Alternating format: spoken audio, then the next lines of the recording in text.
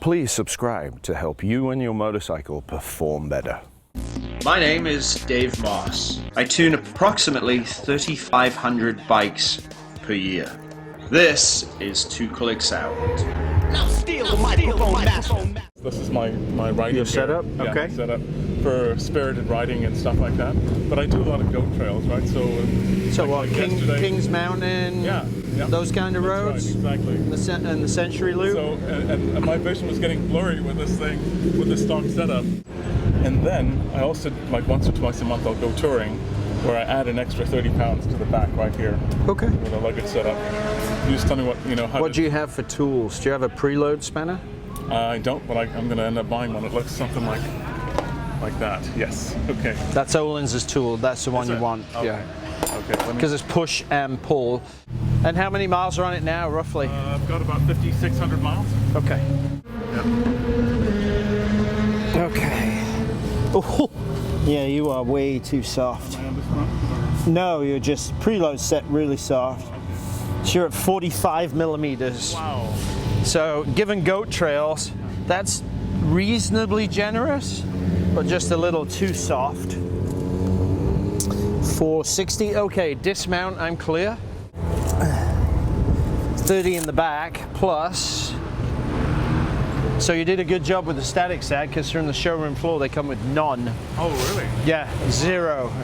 So what you've done in the back is excellent for spring tension. Okay. We're just a little bit too soft in the front. Okay. Yeah. So the other piece of that puzzle is we can see the shock, right? Yeah.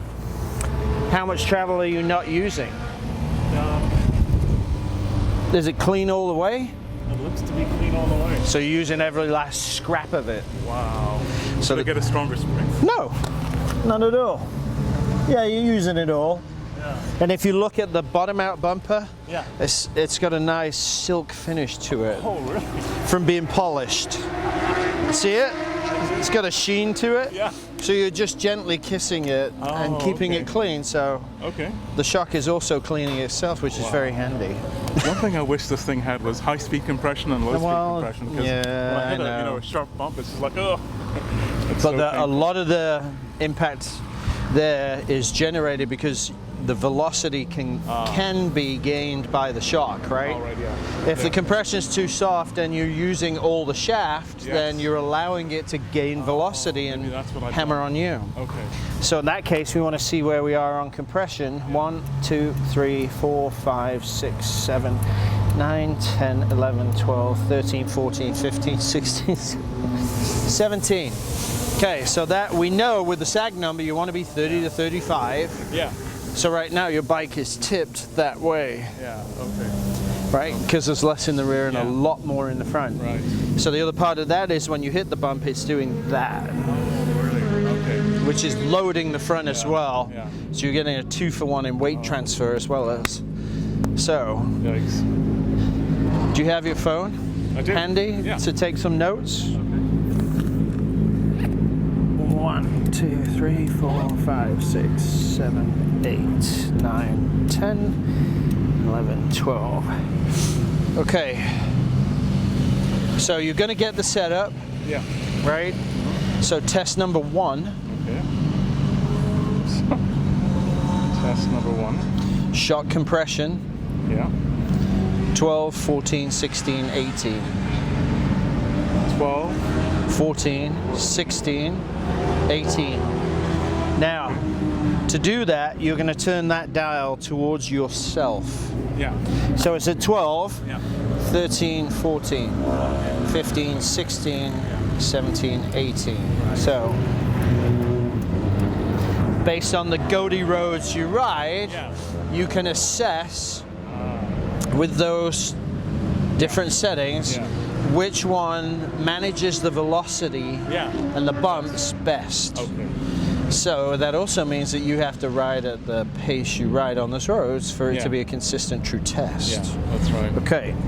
Now the next piece is rebound, coming back, which is quicker. Yeah. So the end of the tire here is all worn away. Yeah. But up here you've got sharp right angles on the tread pan. Yeah. So if you run your finger that way, the rear edge is much taller, right? Yes, it is, yeah. So as the shot gains velocity, rebound damping isn't there to slow it down either, so you compress it and then it goes bang and comes back at you. So rebound is up here. Yeah. And it gets really hot. Yeah, it does. Yeah. So at this point, if we turn that dial to us, Yeah. we're screwing the bolt in the hole, correct? Yeah. So we want to see where we are. So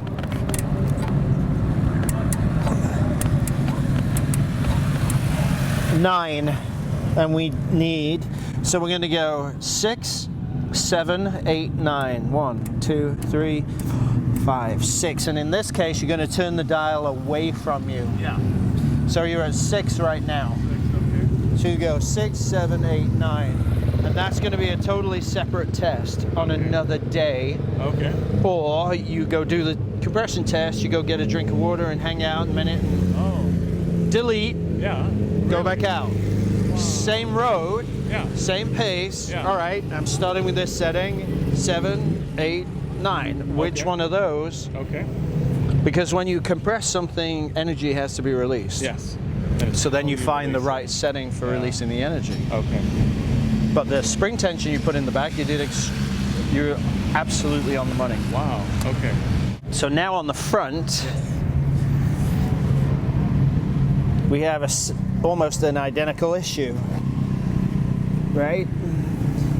Which feel that way. Oh yeah. So this is taller, that is not. Right. And then it's all shiny through here, but it's not shiny up here. Yeah. So when you're going through the corners, the front is going. Oh, okay. So again, because it's soft, it gets to build velocity, right? Yeah. Okay, bam. Yeah. So the setting for rebound shows that the fork is cavitating. Correct. Okay. So if you watch that left fork leg, it's supposed to go down, up, and stop. Holy. Yes. So there's the other part of the goat track experience that is not being helpful. So we are at 3, we're at 6. Okay. So we know that's not right. So 1, 2, 3, 4, 5. Now you're at very high-end equipment. Yeah. So one click makes a profound difference. So watch your fork. What? Holy. So you're going to try 5, 4, 3. Okay.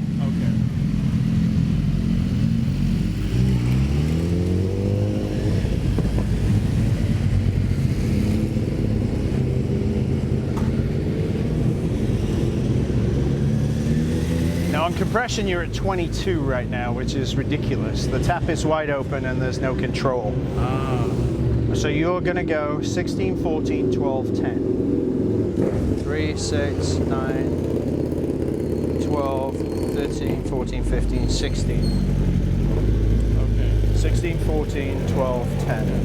And that's all separate as well. Okay. So my initial settings are in the rear 12 and 6, and in the front 5 and 16. Yes. Okay.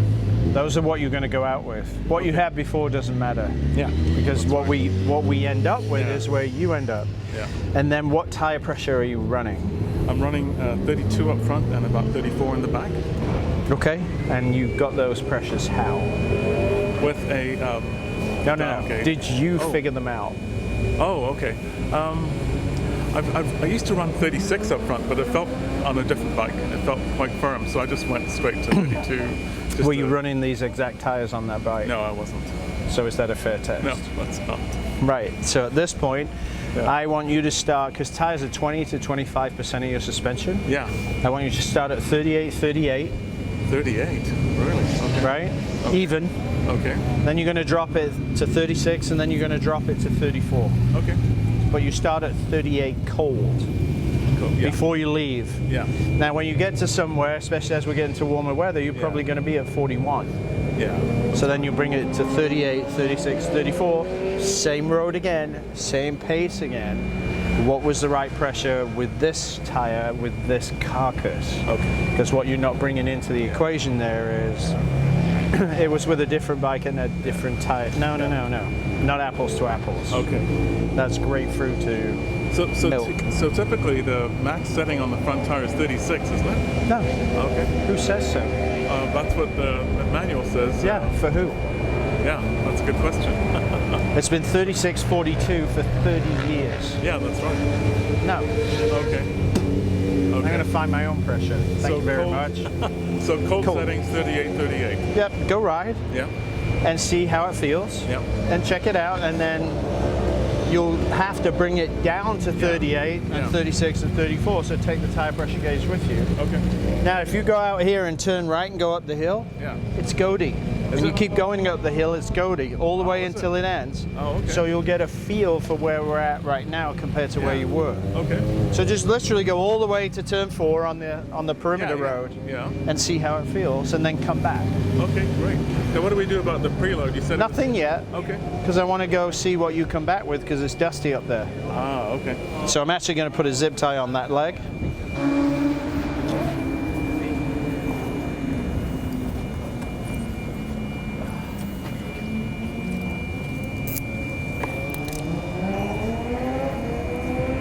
Okay.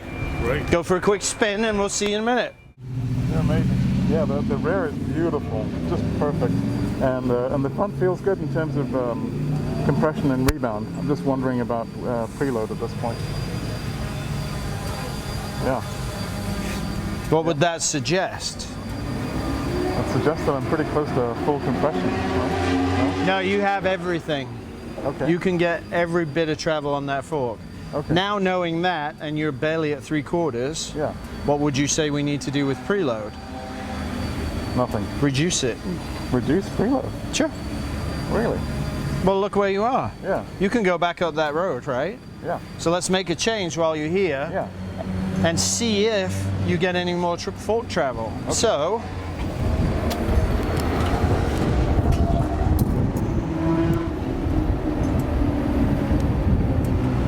we're at 23 millimeters now. Don't worry.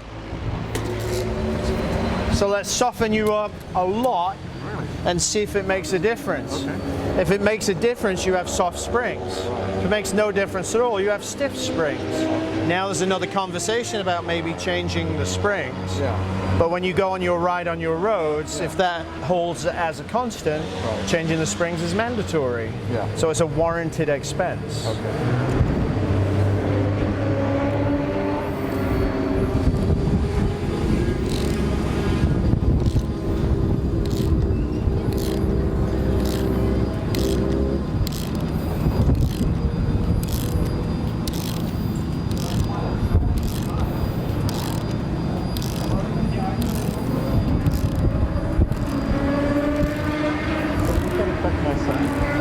Who cares? What's more important to you, comfort? Yeah. So at that point, you can go ahead when everything's said and done and measure your sag if you want. You know what it is extended. We know what it is with you on the bike. So that's college smart, which you then take into the real world. Yeah. Does it or does it not apply? So at that point, we're taking the book smart piece of the equation and seeing its level of relevance.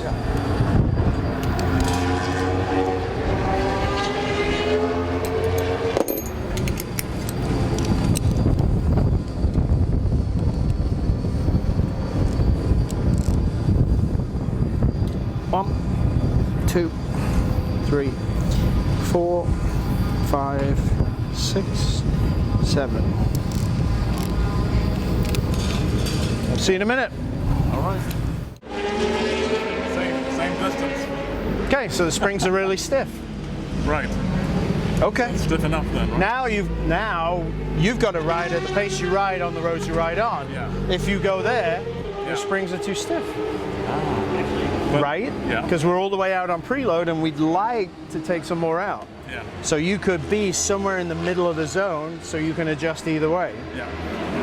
What's weird is that I belong to the list that owns these bikes, and everyone my weight is saying that they've had to replace the springs from, I think it comes stock with 80 Newton meters or something like that, and they've had to up it up to 95. Okay, did you ask them why? and what testing protocol they went through. So that's a good learning process for everybody to put that post up, right? That's right. By listing your protocols, I did all this, I got all this information, Dave gave it to me, I ran these protocols, and this is where I ended up. Yeah. I didn't need to change the spring, so would you all share your testing protocols as to why you ended up with much heavier fork springs? Please. And then you'll see if they just did it because somebody else said they did it and did it. And then there's no rhyme or reason, it's just lemmings or sheep or hypnosis. So now when I put 30 pounds on there for touring, right? What do I need to do? So you need your spanner, right? Yeah. You need to mark one of the castle nuts with an X or a dot. Yeah. And you're going to add 2 full turns to make the spring shorter. Yeah. Your compression adjuster, you're going to set at 12. Yeah. And you're going to test 12, 10, 8, 6. Okay. Because 30 pounds isn't a whole lot. Yeah. But it's hanging out the back. It's right on or the seat. If you spin it with the Ventura racks, you can do it either way, right? Yeah. I put it on my back seat on the pillion. Good. Then that makes the shock work harder, so the changes to the shock are better. Oh, really?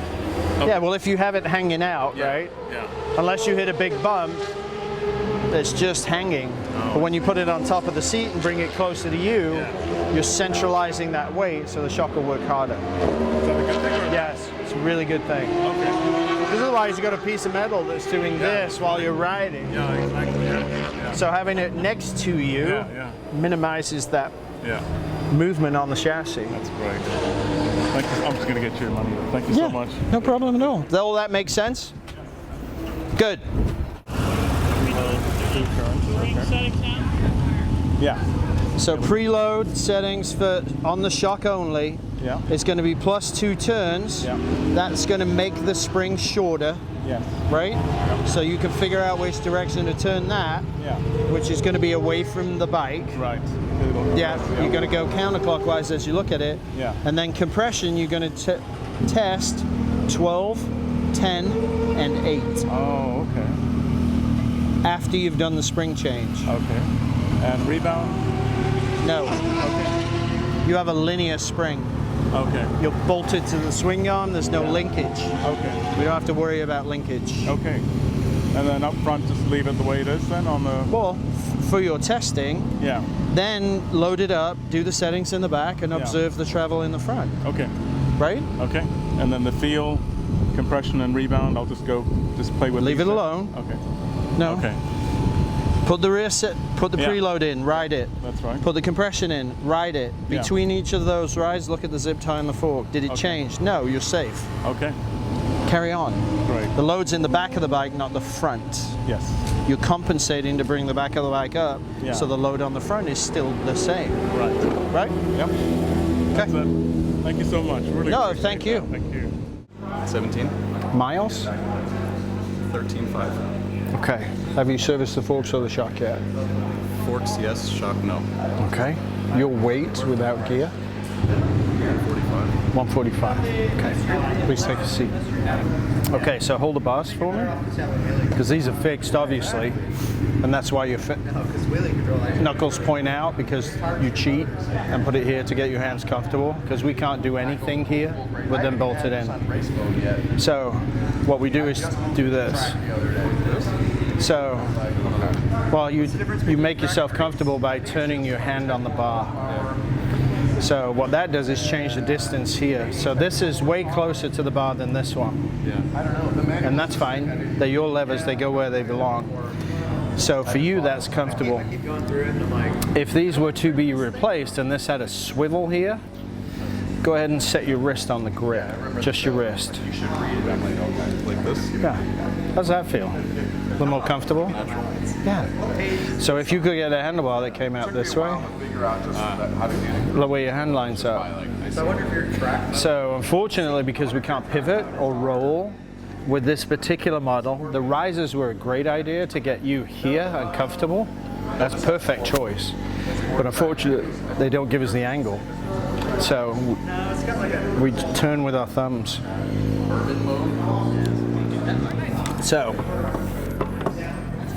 We need it more street. Well, 15 millimeters of sag in the front is definitely going to work at the track because it's pretty soft in the front. So that makes total sense that your preload is there, but it doesn't for the street. You want to be 25 to 40, somewhere in that range. So that's an easy fix. Shock's a lot softer, rebounds too fast, and that's creating a lot of pressure on your hands. 30, go ahead and dismount for me. Okay, so you're at 20 in the back. Whatever scratches are on it is going to still... Okay. So because the back has no rebound control at all, you decelerate, it's throwing everything to the front. The front's going, because it's so rigid and spitting it back. So your hands are taking a ton of duress and trying to manage your body with your wrist and your palm, which is exhausting here as well. So the best thing that we can do at this point is reset the shock first. So 1, 2, 3, 4, 5, 6, 7, 8. So you're at 12 clicks out and we want 16 for the street.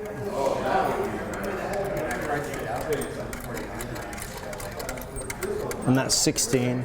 Then we know the back's way too fast because it jumps up. So this is your rebound adjuster here. We need more. 1, 2, 3, 4. And then I got rid of the 749 because I was done crashing. By the way, the V4, this thing probably is similar. 28. I didn't even know there was an adjuster there. That's okay. That's why you came. Yeah. Alex had to work out. You're a wizard. I mean, I'm doing these. So we're going to go to 14 from 28. So we're going to halve that right down. So now the back of the bike, when you decelerate, doesn't try and flick you off. Hold me and stay. You're just going to sit. You decelerate and you sit perfectly still here because it controls its rise, which slowly loads the front. And if I'm at speed on the highway, like on 101 where it's terrible in between the HOV, if I hit that, the front feels super loose, but the back's throwing me. It's like kind of what you're saying. It just feels... So the back kicks and the front doesn't absorb. So the back is now calm. It's all stoned out. It's all mellowed off. But the front being rigid, we're going to soften the hell out of it to make it just go and sit. Love it.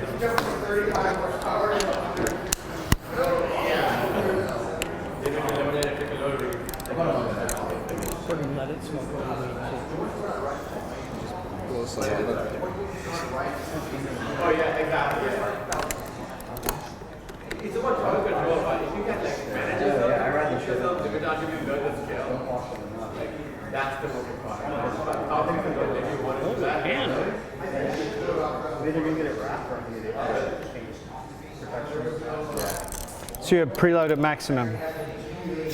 So we're going to go in 5 turns.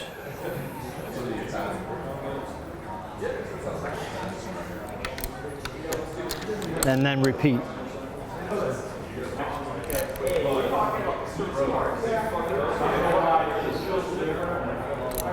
Okay.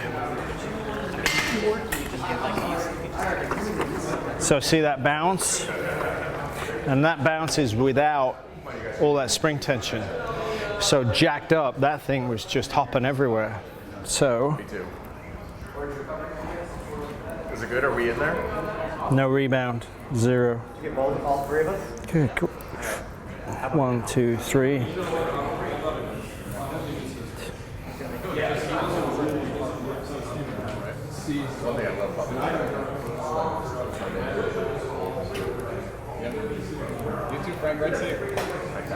So you had 0 rebound.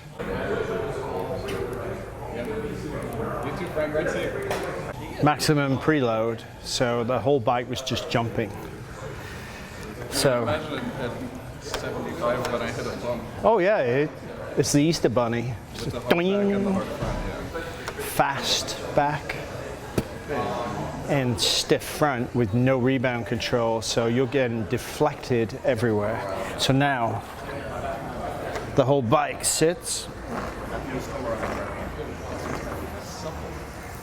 It's supple, it's synchronized both down and up, so when you hit a bump now, it will It's predictable. 100%, and you will be able to, for the first time in a long time, actually go down the freeway and Let the Ohlins do its job. just rest your hands on the grip for the throttle and just rest your left hand.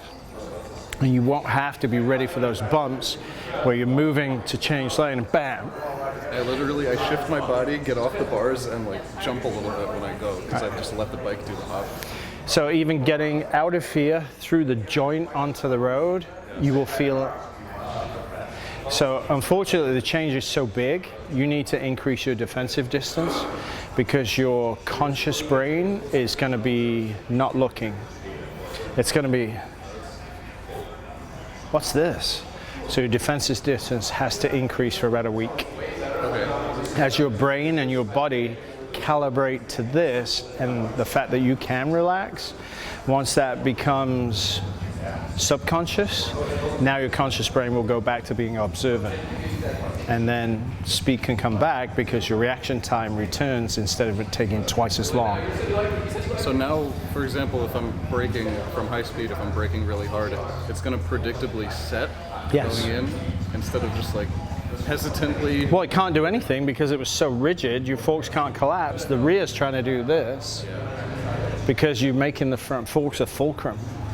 Well, if that's taking all the weight and it won't move anymore, the back's going to go, and it's going to be skitterish, which is that bunny rabbit hop across the freeway. So, what tire pressure are you running?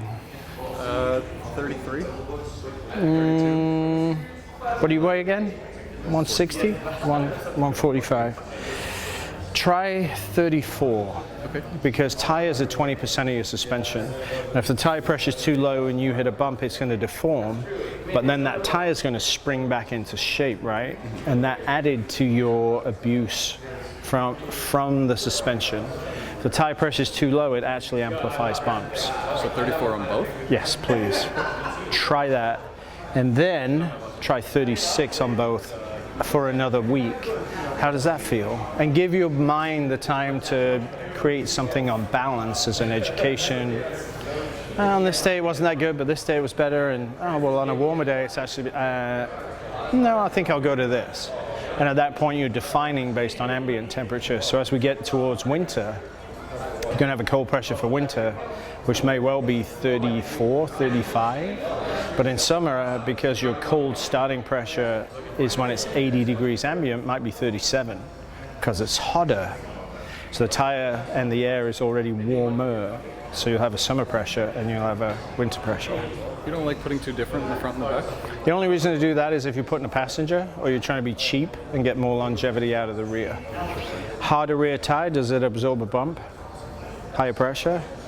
So if you enjoy that level of abuse, which we're trying to get away from, go with higher pressure. Now, if you're ADHD, higher pressure is perfect for you because every imperfection of the road comes through, and you calm down. If you're not, it's so overpowering that you're just exhausted by the time you get to work, or you get to your first stop to put fuel in it. So pressure is very appropriate for who you are in terms of what information you want from the road. But go too low and the tire becomes springy and you're right back where you were because the pressure's too low. That makes sense? Totally, yes. Okay. I cannot thank you enough. Now all that stuff's on the website and on YouTube, which you've been there, so the first thing for you to catch up on now is this rebound balance and tire pressure. So take rebound for next week and tire pressure for the following week, just those two videos, and then when you go ride, feel what it's doing and go, oh, well that means, yeah. So you can build the information on what we got tonight to the riding experience to the theory. Perfect. Thank you. You're very welcome. It's funny that you said the hands thing too, because whenever I'm really in the zone and comfortable, I'm always out here with the bars, and only this is really in the handlebar. Sure. And I'm like, this feels good, I guess, but I have to ride this bike how it wants to be ridden. And until you can get the right bars for it that have the right angle, it's just an adaptation that you have to make to ride it. So we try and limit our adaptations. That way, it's minimal pain. And the pain we can just mitigate. but not by a whole lot. So at this point, she's blessed, she's good, and it's just find the tire pressure that works. So ride it for a week and calibrate to it, right, as is, with your normal pressures. The following week, try different pressure. So next week you're doing rebound, feel the balance in the bike so that the experience you got while you calibrated becomes obvious. Then tire pressure, video, and then different pressures. Thank you so much, Dave. You're very welcome, thank you. Michael Friedman, happy customer. Dave Moss can tune your suspension no matter where you are on the planet via his remote tuning service. Contact Dave on Facebook or by email, dave@davemosstuning.com.